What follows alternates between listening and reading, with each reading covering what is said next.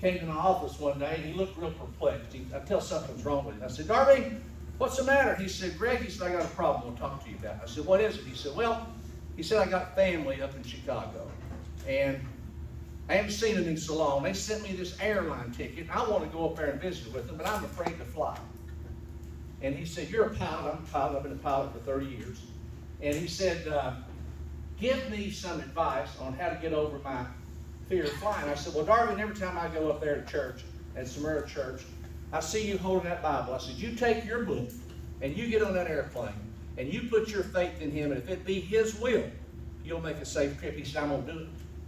Well, he came back to the office about 3 weeks later. He was all smiles. I said, how'd your trip go? He said, it went wonderful. He said, I had so much fun fellowshipping with my family, Greg. I hadn't seen him in so long. I said, you had any trouble at all? He said, well, it said one little story I'll tell you about. I said, I did like you told me. I got on that plane. I was reading the Bible.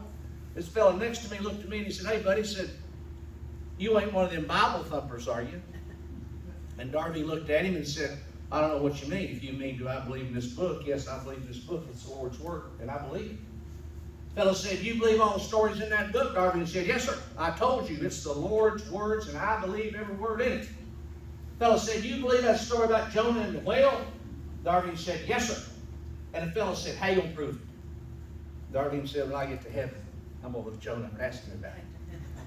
The fellow said, what if Jonah ain't in heaven? Darby said, well, then you can talk to him about that story yourself. Thank you. God bless you. Let's get him out the road. Let's let Matt, Debbie's wife, stay in office. No, we're not dead. Let's keep him back. Praise the Lord. Thank you. God bless you.